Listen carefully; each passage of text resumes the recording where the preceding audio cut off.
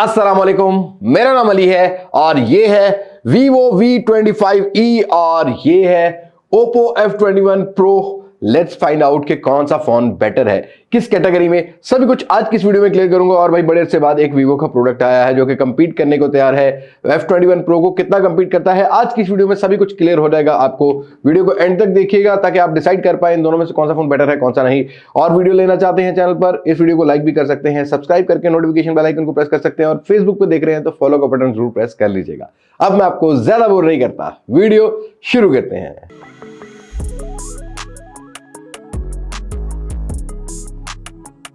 दोस्तों स्टार्ट करते हैं सबसे पहले बिल्ड क्वालिटी और डिजाइन लैंग्वेज। अब नो डाउट दोनों ही खूबसूरत डिजाइन लैंग्वेज जरूर लेके आते हैं, बट बिल्ड क्वालिटी की बात करते हैं तो यहां पर Vivo सुपीरियर होगा बिकॉज आपको रियर पर AGC ग्लास बिल्ड क्वालिटी मिलती है और ये कलर चेंजिंग बैक मिलती है। भाई यहाँ पर आपको फील जो है ना वो बड़ी स्मूथ आती है, स्मजेस नहीं पड़ते, स्क्रैच नहीं पड़ते और पूरा का पूरा बॉक्सी डिजाइन है बट थोड़ा चौड़ा फोन देखने को मिल जाता है। और वहीं पर Oppo F21 Pro की बात करते हैं तो 4G वाला फोन है ये बेसिकली। यहां पर आपको रियर पर लेदर बैक मिलेगी एक कलर में, तो वहां पर आपको फ्रॉस्टेड लुक मिल जाती है बट प्लास्टिक बिल्ड क्वालिटी देखने को मिलती है।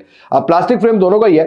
Oppo का जरा मैट फिनिशिंग में है, स्क्रैच थोड़े जल्दी पड़ जाते हैं, डेंट थोड़े जल्दी पड़ जाते हैं अगर आप विदाउट कवर चलाते हैं। वहीं पर Vivo का भी थोड़ा ग्लॉसी लुक में है, स्क्रैच पड़ने का डर जरूर होगा बट ओवरऑल थोड़ा सा ड्यूरेबल नजर आता है मुझे। और उसके साथ साथ जो इन हैंड फील है वो स्ट्रॉन्ग बिल्ड क्वालिटी की Vivo V25e की आती है as compare to Oppo F21 Pro। But Oppo F21 Pro एक स्लिम और लाइट वेट फोन है। और कुछ थिकनेस को कंपेयर करते हैं तो Vivo V25e जो है ये 7.79 mm के थिकनेस में आता है और वहीं पर Oppo F21 Pro जो है ये आपको देखने को मिलता है 7.5 mm का। और वेट की बात करते हैं तो 175 ग्राम वेट है Oppo F21 Pro का और 183 ग्राम का वेट मिलता है हमें Vivo V25e में। दोनों के रियर साइड पर बड़े बड़े कैमरा मॉडल जरूर मिलेंगे, बड़े बड़े सेंसर जरूर देखने को मिल जाते हैं आपको, बट Vivo का थोड़ा बड़ा है और ये आपको थोड़ा ड्यूरेबल मिलेगा। Oppo का जरा प्लास्टिक बिल्ड क्वालिटी का स्क्रैच थोड़ा फील हो जाता है, सिल्वर पे भी स्क्रैच पड़ सकते हैं बट ओवरऑल जो कैमरा मॉड्यूल है depend on your personal preference. मुझे थोड़ा सा Oppo का बेटर लगा बट दैट डजंट मीन कि हमें जो है Vivo का ज्यादा नहीं मिलता। इवन Vivo का जो है कैमरा मॉड्यूल ये जब आप टेबल पे रखते हैं ज्यादा फील नहीं होता, ज्यादा बड़ा नहीं है कैमरा बम। Oppo का थोड़ा ज्यादा बड़ा फील होता है जिसके लिए कवर यूज करना जरूर होगा, ऑल्दो दोनों पे आपको कवर लगाना बहुत जरूरी होगा। कुछ हम लोग बात करते हैं ऑन ऑफ की प्लेसमेंट्स की, तो Vivo के एक ही साइड पर आपको जो है ऑन ऑफ की और वॉल्यूम रॉकर की मिलती है। Oppo की आपको जो है दोनों डिफरेंट साइड में मिलती है, एक साइड पर आपको ऑन ऑफ की और एक साइड पर वॉल्यूम रॉकर कीज देखने को मिल जाती है। दोनों फोन के ऊपर वाली साइड पर नॉइस कैंसलेशन माइक को लगाया गया है। जो Vivo है उसमें आपको हैंड्स फ्री जैक नहीं मिलता, टाइप सी की कनेक्टिविटी देखने को मिलती है, नीचे की साइड पर सिम ट्रे मिलती है और आपको यहाँ पर स्पीकर ग्रिल देखने को मिल रही है। Oppo में आपको जो है वो हैंड्स फ्री जैक मिल जाता है, टाइप सी की कनेक्टिविटी मिलती है और साथ के साथ स्पीकर ग्रिल देखने को मिल जाती है। दोनों ही फोन जो है ना वो डुअल स्पीकर की सपोर्ट पर नहीं मिलते बट ओवरऑल जो इन हैंड फील है वो स्लिम फोन की आती है Oppo F21 Pro की, बट प्रीमियम फील कराता है हमारा Vivo V25e। थोड़ा सा स्प्लैश प्रूविंग भी है तो यहाँ पर आपको ड्यूरेबिलिटी के हिसाब से Vivo V25e जो है वो बेटर देखने को मिलेगा। बट अगर डिस्प्ले में कंपेयर करते हैं दोनों ही फोन्स को, अब यहाँ डिफरेंस देखो, अपनी अपनी प्रेफरेंसेस है। Vivo कंटिन्यूसली पिछले 2-3 साल से नॉच डिस्प्ले दे रहा है, कुछ लोगों को अच्छा लगता है बट मैं ये कहूंगा कि पंच होल होता तो ज्यादा बेटर हो सकता था। और वहीं पर Oppo F21 Pro में हमें पंच होल डिस्प्ले देखने को मिल जाता है। स्क्रीन साइजेस की बात करते हैं तो Vivo V25e जो है ये 6.44 इंचेस के डिस्प्ले में आता है साइज के हिसाब से और हमारा जो Oppo है ये 6.43 इंचेस के डिस्प्ले के हिसाब से आता है। दोनों ही फोन AMOLED पैनल लेके आते हैं, इन डिस्प्ले फिंगरप्रिंट सेंसर मिलता है और हाँ आज इस प्राइस सेगमेंट में महंगाई का ये टाइम आ चुका है कि हमें जो है 90 हर्ट्ज रिफ्रेश रेट जो है वो बियर करना पड़ता है। भाई दोनों फोन के अंदर 90 हर्ट्ज रिफ्रेश रेट देखने को मिल जाता है। ऑलवेज ऑन डिस्प्ले 24 आवर्स दोनों ही फोन सपोर्ट करते हैं बट अनफॉर्चुनेट दोनों ही फोन्स के अंदर कोई भी HDR कंटेंट हम कंज्यूम नहीं कर सकते।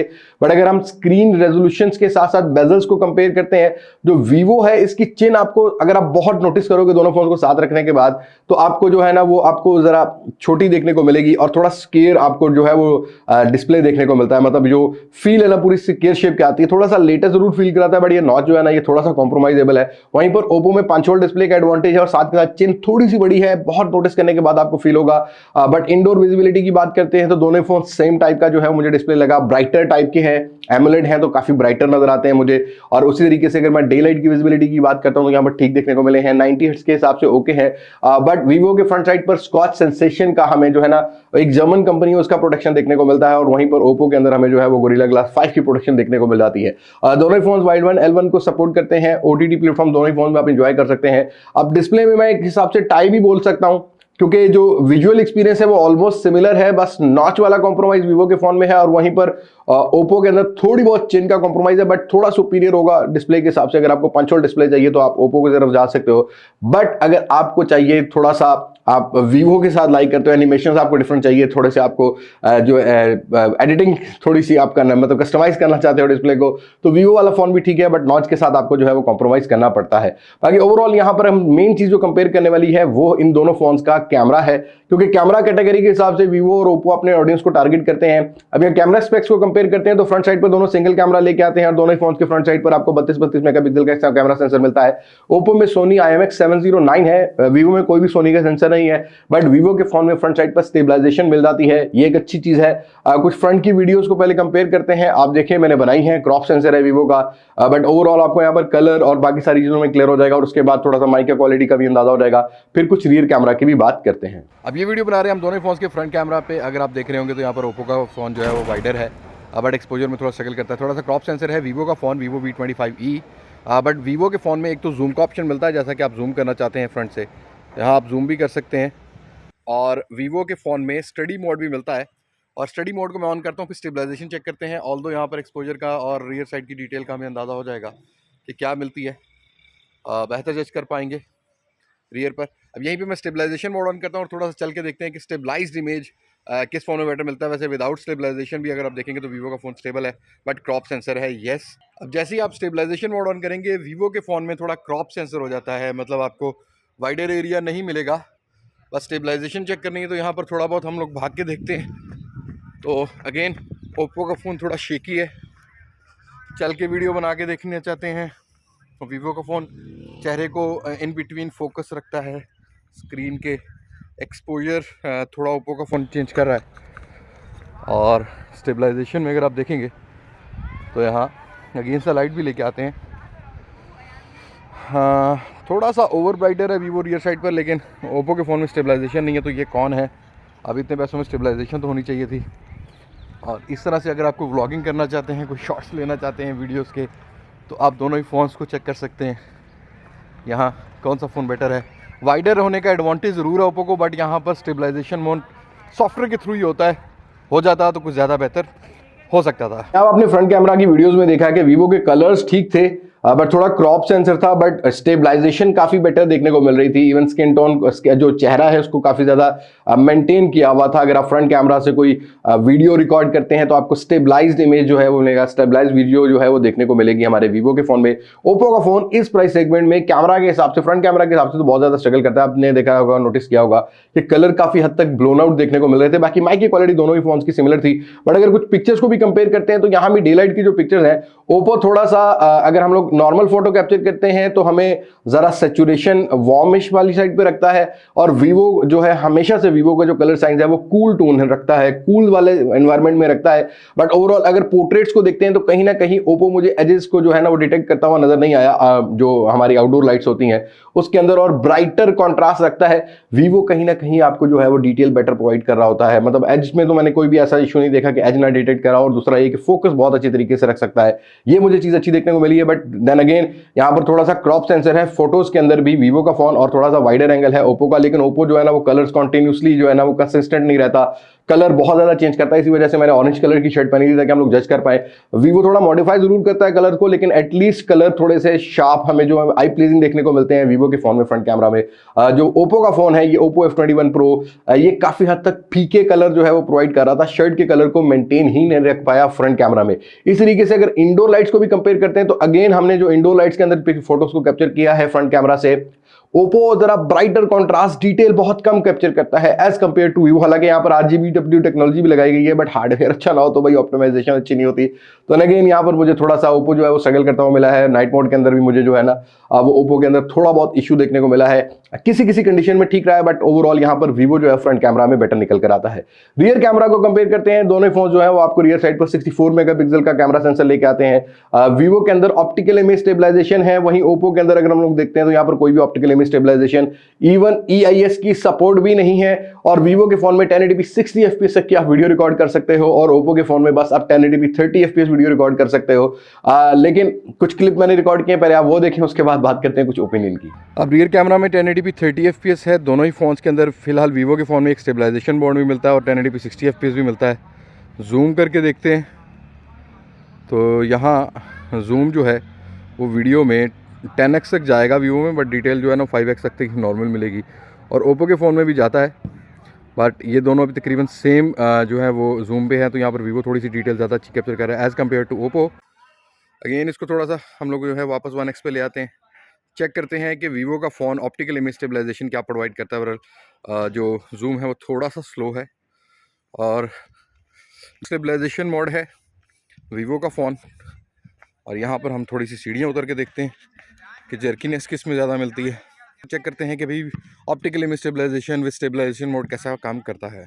अब वीवो V25e जो है वो 1080p 60 fps हैंडल कर लेता है। अगेन 60 fps में जो डिटेल है स्किन टोन की, फ्रेम्स का तो हमें डिफरेंस मिलेगा, बट ओप्पो भी भाई स्किन टोन काफ़ी अच्छे तरीके से बैलेंस कर रहा है डे लाइट में खासकर। बट यहाँ पर 60 fps की डिटेल देखते हैं क्या मिलती है, और ओप्पो में 60 fps नहीं मिलता। बट अगेंस्ट द लाइट अगर एक्सपोजर को देखते हैं तो यहाँ वीवो 60 fps में थोड़ा बेटर काम कर रहा है, और फ्रेम जो हैं वो हमें बेटर देखने को मिल रहे हैं। ये थी रियर कैमरा की वीडियोस। अब आपने यहाँ पर डिफरेंस देखा होगा, एक तो 1080p 60 fps का एडवांटेज है वीवो को, जो जूम के अंदर डिटेल थी वो भी वीवो के अंदर थोड़ी बेटर थी। नॉर्मली जो लोग हैं मिड रेंज फोन लेते हैं वो ज्यादातर जूम करके चेक कर रहे होते हैं, फ्लैगशिप के तो बिल्कुल ओके काम कर रहे होते हैं, बट यहाँ पर डिटेल आपको वीवो के फोन में ज्यादा देखने को मिल रही थी। बट मैं अभी भी कहूंगा कि ऑप्टिकल इमेज स्टेबलाइजेशन को और ज्यादा ऑप्टिमाइज करने की जरूरत है, कहीं ना कहीं जर्कीनेस नहीं।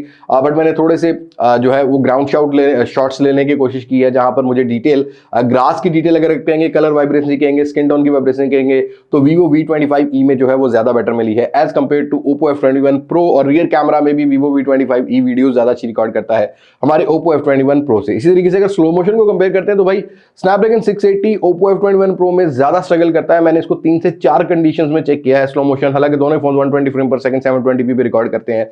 ओप्पो का फोन तो फोकस ही नहीं कर पाता और कलर्स बहुत ज्यादा चेंज कर लेता है, बहुत ज्यादा अननेचुरल मिलते हैं। और वहीं पर वीवो थोड़ा सा मॉडिफाइड करता है कलर्स को, थोड़ा सा वाइब्रेंस जो है वो डाल देता है। आप इसको कह सकते हैं कि थोड़ा सा गुलाबी ह्यू की तरफ रहता है। बट ओवरऑल वीवो के अंदर फोकस भी अच्छा रहा है स्लो मोशन में, और फ्रेम्स की डिटेल थोड़ी बेटर रही है। बट अनफॉर्चुनेट ये 720p है, 1080p होता ज्यादा बेटर हो सकता था। यहाँ पर 240 फ्रेम पर सेकंड पर भी वीडियोस रिकॉर्ड कर सकता था ये वाला हार्डवेयर, तो उसको भी टैगल आउट कर सकता था, वो भी हो सकता था, तो ज्यादा बेटर था। बट ओवरऑल अगर दोनों को कंपेयर करते हैं तो आपको वीवो के अंदर स्लो मोशन थोड़े बेटर मिलेंगे as compare to Oppo F21 Pro। But the best नहीं बोलूंगा भाई, लेकिन बेटर आपको मिलते हैं अगर इन दोनों फोन्स को हम लोग कंपेयर करते हैं। कुछ क्लोजअप शॉट फोटोज की बात करते हैं। वैसे तो दोनों फोन रियर साइड पे कोई भी अल्ट्रावाइड सेंसर नहीं लेकर आते, दोनों फोन के अंदर आपको 2-2 मेगापिक्सल के सेंसर मिलते हैं। बट ओप्पो के फोन में एक मैक्रोस्कोपिक सेंसर है और वीवो के अंदर आपको जो है वो मैक्रो सेंसर मिलता है। बाकी दोनों फोन 2-2 मेगापिक्सल का डेप्थ सेंसर लेके आते हैं जो कि एज को डिटेक्ट करते हैं। बट हम लोग पहले कंपेयर करते हैं कुछ क्लोजअप शॉट्स को। क्लोजअप शॉट्स के अंदर ओप्पो में कलर्स मिसिंग नजर आते हैं भाई, कहीं कहीं किसी किसी कैटेगरी में। अभी आप जो फूल है ये गुलाबी कलर का है, ओप्पो में देखेंगे तो कलर डल है, थोड़ा सा डार्क कॉन्ट्रास्ट की तरफ ले जाता है, कंसिस्टेंट नहीं है ये कैमरा।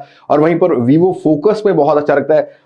थोड़ा सा मुझे लगता है कि ऑप्टिकल इमेज स्टेबलाइजेशन कहीं सॉफ्टवेयर के थ्रू जो है यहाँ पर काम करती हुई नजर आती है, लेकिन हार्डवेयर वाइज होनी चाहिए थी, क्योंकि जब हम लोग हार्डवेयर वाला सेंसर लगाते हैं तो कोई भी फोन चेक करें तो optical image stabilisation sensor check करता है। बट यहाँ पर मुझे वो चीज फील नहीं हुई है।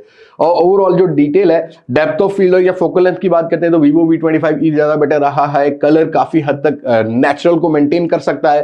बट ओप्पो किसी किसी कंडीशन में जरा सेचुरेशन ज्यादा दे देता है और किसी किसी कंडीशन में डार्क कॉन्ट्रास्ट वाली साइड पे चला जाता है, और थोड़े से डल कलर आपको जो है वो देखने को मिलते हैं क्लोजअप शॉट्स में। मैक्रो शॉट्स की बात करते हैं तो देन अगेन यहाँ पर एडवांटेज आता है हमारे ओप्पो F21 Pro को, क्योंकि यहाँ पर आप मैक्रोस्कोपिक सेंसर बहुत ज्यादा करीब जाके कैप्चर कर सकते हैं। बट मुझे इसकी लॉजिक नहीं समझ आई कि हमें एक फोन से एक क्लोजअप शॉट ही लेना होता है, ज्यादा अंदर जाने की जरूरत नहीं है, क्योंकि मेडिकल स्टूडेंट्स के लिए तो ये वाला फोन है, वो जारी बात है आईफोन पे जाएंगे।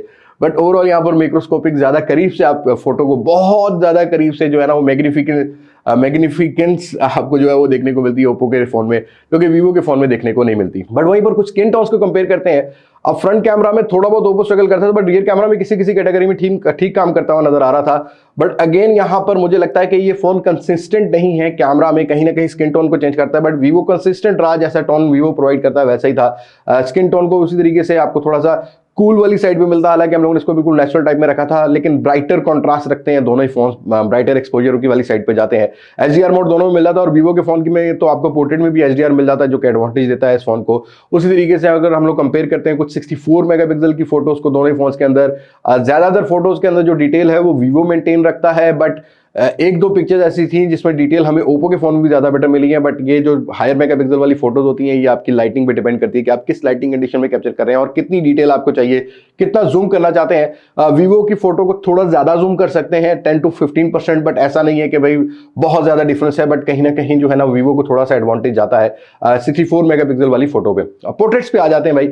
अब पोर्ट्रेट्स के अंदर मुझे ओप्पो के फोन में थोड़े से कलर्स का, हमें ओप्पो F21 प्रो में कलर्स का थोड़ा सा रहा है। हाँ, पोर्ट्रेट्स अच्छे कैप्चर करता है किसी किसी कैटेगरी में, और वाइडर भी है, लेकिन वीवो क्रॉप सेंसर है रियर साइड पे। अगेन यहाँ पर थोड़ा बहुत आपको डिफरेंस देखने को मिलेगा, बट वीवो की जो कलर साइंस है वो ज्यादातर लोगों को इसलिए पसंद आती है कि ये कलर्स को बहुत ज्यादा बूस्ट कर देता है। मतलब यहाँ पर आपको जो स्किन टोन है वो भी बूस्टेड मिलती है, हालांकि कोई फिल्टर कोई ब्यूटिफिकेशन मोड नहीं लगाया हुआ था, बट स्टिल यहाँ पर जो थोड़ी सी चिकनी चमड़ी जो स्किन पॉलिश होती है ना, वो स्किन पर लगी हुई थी वीवो के फोन में। बट एजेस दोनों ही फोन जो है शार्प ले रहे थे। ओप्पो अगेंस्ट द लाइट थोड़ा स्ट्रगल करता है, डिटेल कम कैप्चर करता है हमारे वीवो की निस्बत, बट हमने जितने भी पोर्ट्रेट्स कैप्चर किए हैं वहां पर हमें ज्यादातर में 90% में डिटेल वीवो V25e में बेटर मिली है। ओप्पो F21 प्रो जो है वो स्ट्रगल करता हुआ नजर आया है। इस तरीके से इंडो लाइट्स की बात करते हैं तो यहाँ भी पोर्ट्रेट्स के अंदर सेम सिनेरियो रहा। किसी किसी के एक दो कैटेगरी में ओप्पो बेहतर था, बट ज्यादातर कैटेगरीज में वीवो V25e बेटर था। और रियर पर नाइट मोड जो मिलता है वो भी मुझे वीवो का ज्यादा बेटर मिला है as compare to Oppo F21 Pro. बस ये बात एक याद रखिएगा कि ये वीडियो इन दो फोन्स का कंपैरिजन है। अगर मजीद हम लोगों ने किसी फोन के साथ कंपैरिजन करना हुआ तो उसमें अलग सी डिटेल भी हो सकती है, बट अगर इन दोनों ही फोन्स का अगर आप कंपेयर करते हो तो मेरी प्रेफरेंस रहेगी कि कैमरा के हिसाब से इन दोनों फोन्स को अगर कंपेयर करते हैं तो yes, Vivo V25e is better than Oppo F21 pro rather than it's. अगर आपने वीडियो के हिसाब से लेना है या आपने फोटोज के हिसाब से भी लेना है तो वीवो V25e जो है वो आपको बेटर देखने को मिलेगा। अब अगर कंपेयर करते हैं दोनों फोन्स की परफॉर्मेंस को, देखो भाई अगर आप कैजुअल यूजेज वाले बंदे हो ना तो आपको ज्यादा डिफरेंस तो फील नहीं होगा। अब वीवो की बात करते हैं तो यहाँ पर MediaTek Helio G99 ये भी 6nm फैब्रिकेशन प्रोसेस वाला हार्डवेयर है, और आपको ओप्पो के फोन में Snapdragon 680 मिलता है, ये भी 6nm वाला हार्डवेयर है।